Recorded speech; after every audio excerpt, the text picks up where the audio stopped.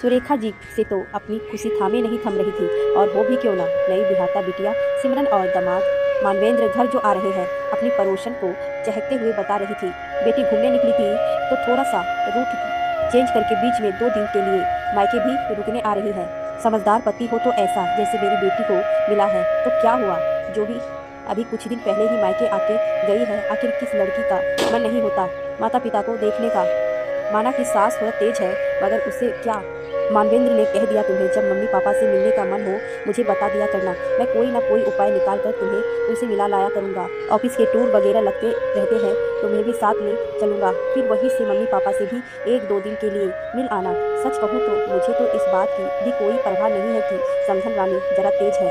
अरे हुआ करके तेज, उनकी सारी तेजाई की ऐसी की तैसी।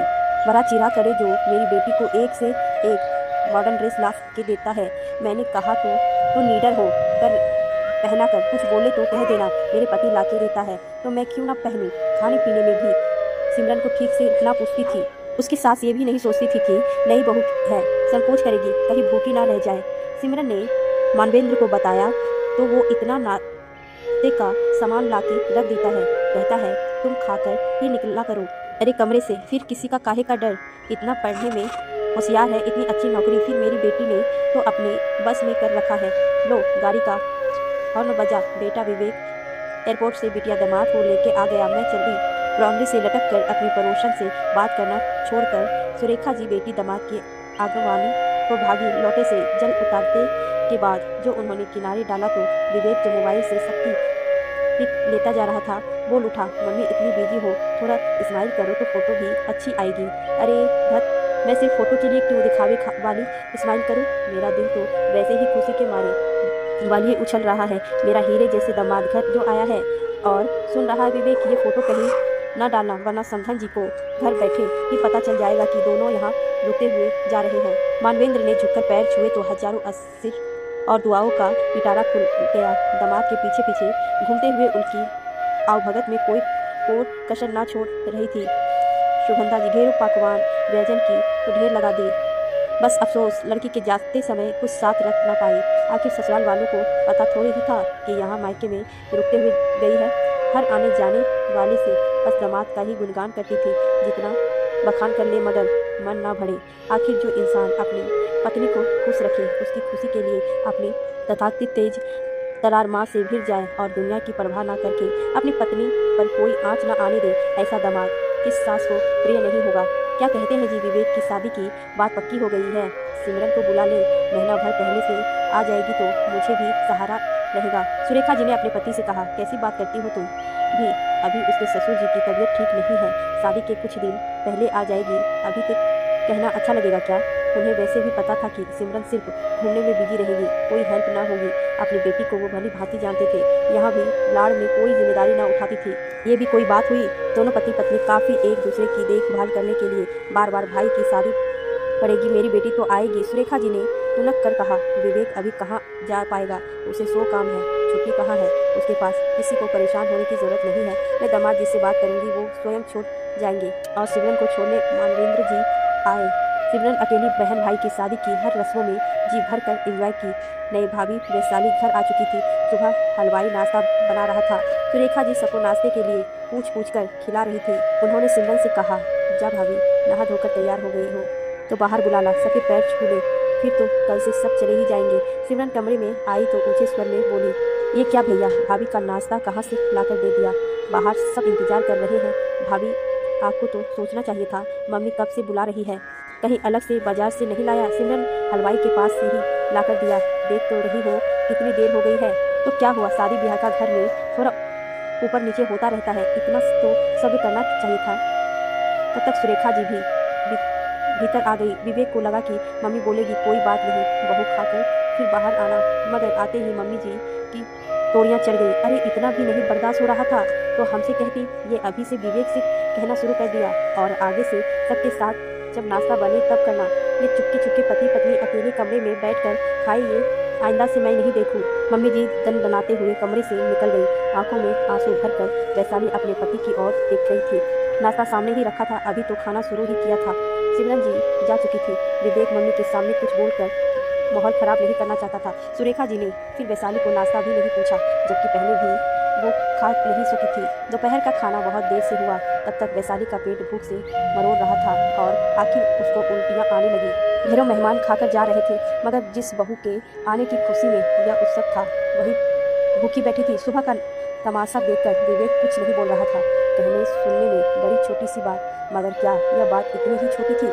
और कहती भी किससे? पिता बचपन में स्वर्ग सिधार गए थे, माँ घर में अकेली छोटी बहन के साथ होगी, मेहमान चले गए होंगे।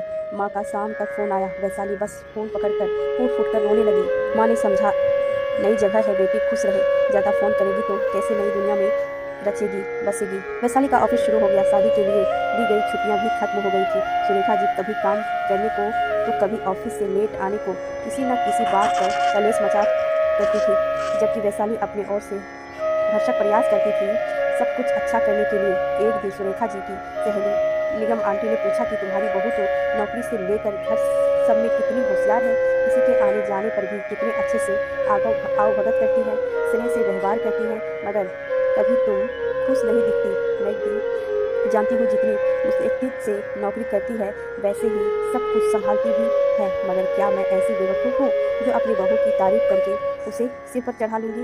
उसे तो लगना चाहिए कि मुझे उसका कोई काम नहीं भाता, मुझसे डर कर रहे, नकेल कसकर रखती हूँ। मिसेस निगम तो आश्चर्यचकित रह गई। जिसे ऐसी गुणी बहू मिले उसे तो सिर आंखों पर बिठाकर रखना चाहिए, और सुरेखा ऐसा व्यवहार कर रही है अपनी बहू के साथ। विवेक और वैशाली भरसक कोशिश करते रहे, मगर सुरेखा जी कभी खुश ना हुई। रोज ऑफिस से लेट होने पर नया बखेड़ा तनाव उनका स्वागत करता। एक दिन वैशाली बहुत गाउन पहनकर सोने जा रही थी कि उसे याद आया उसने पानी नहीं रखा है। वो किचन से फ्रिज से पानी की बॉटल निकालने गई। इतनी रात में तो मम्मी पापा कब के सो चुके होते हैं, मगर मम्मी पापा भी किचन में लड्डू खा रही थी। शायद छुपकर, कोई बात नहीं, डायबिटीज है, कभी कभी तो मन होता है। वाली मम्मी जी को देखकर प्यार से मुस्कुराई तो उन्होंने ना जाने क्या समझा और दहाड़ने लगी। समझाई देती हूँ, आज से नाइटी पहनकर अपने कमरे से बाहर ना देखो, आज के बाद ऐसी ड्रेस मेरे बेटे को बरगलाकर महंगाई होगी। थोड़ी स्टाइलिश थी, मगर क्या करूँ, विवेक बहुत प्यार से लाए थे। वैशाली कमरे में जाकर रोती रही। सुरेखा जी कमरे में सोने चली गई थी। विवेक को समझ में नहीं आ रहा था बात कहाँ से शुरू करूँ। दीपावली का त्यौहार आने वाला था। विवेक ने सुरेखा जी को बताया, वैशाली की मम्मी की तबीयत खराब है, उसे वहाँ लेकर जाना है। सुरेखा जी ने कहा, त्यौहार सिर पर है, अभी कहीं नहीं जाएगी मम्मी, मगर उनका और कोई नहीं, थोड़े दिन उसकी माँ को उसकी आवश्यकता है, त्यौहार से बड़ा उनका जीवन है। मगर सुरेखा जी ने एक ना सुनी, बरबराने जारी रखी। विवेक ने कमरे में जाकर वैशाली से कहा, और थोड़ी देर बाद दोनों अटैची लेकर कमरे से निकले। सुरेखा जी सिरहाने की तरह दहाड़ कर बोली, मेरे मना करने के बाद भी जाएगी? हाँ माँ, और मैंने कुछ दिन की छुट्टी ले लिया है। मम्मी जब स्वस्थ हो जाएगी तभी आएंगे। हो सकता है दीपावली बाद ही। मम्मी जी का स्वास्थ्य पहले जरूरी है, त्यौहार बाद में। जैसे आपके दामाद को आपके सुख दुख की चिंता लगी रहती है, आपके एक बार कहने पर दौड़ा चला आता है, वैसे मेरा भी फर्ज है। फिर उनका कोई और सहारा भी नहीं, पति भी नहीं, बेटा भी नहीं, छोटी बहन अभी छोटी है। विवेक की तर्क संगत बात भी सुरेखा जी के अहम भरे सिर के ऊपर निकल गई। बड़ा अपनी सास का पक्ष ले रहा है, कह देती हूँ, अगर आज बहू को लेकर बाहर निकला तो फिर वापस मत आना। मगर विवेक वैशाली का हाथ पकड़ते हुए आज मजबूत इरादों के साथ घर की गहराई से बाहर कदम रख चुका था। शायद सुरेखा जी बहू और बेटे की आवश्यकता और खुशियों का वैसे ही ध्यान रखती जैसी बेटी दामाद का रखती थी, तो परिवार ना टूटता।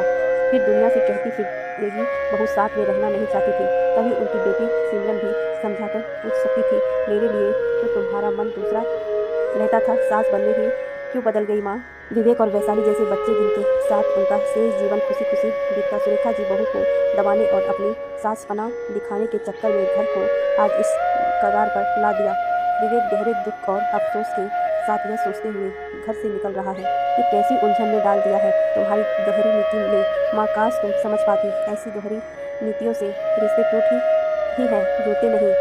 मित्र दामाद के गुणों पर जी भरकर प्रशंसा करना लगता है, तो बहू की अच्छाइयाँ क्यों नहीं दिखाई पड़ती? दामाद की प्रशंसा करने पर उसे बिगड़ जाने की चिंता नहीं होती, तो बहू की तारीफ करने पर उसकी बिगड़ जाने का खतरा क्यों होता है? बिटिया अपने ससुराल में सुखी और स्वतंत्रता से रहे, मगर बहू दम घुटी वातावरण में ऐसा क्यों है? दामाद बेटी का साथ दे, उसके सुख दुख का ख्याल रखे, तो उचित यही काम बेटा करे तो अनुचित कैसे हो सकता है? क्या उपरोक्त कहानी में बहू बेटे के घर छोड़कर जाने के लिए दोहरी मानसिकता की माँ जिम्मेदार नहीं है? आशा है इन सवालों का जवाब पाठक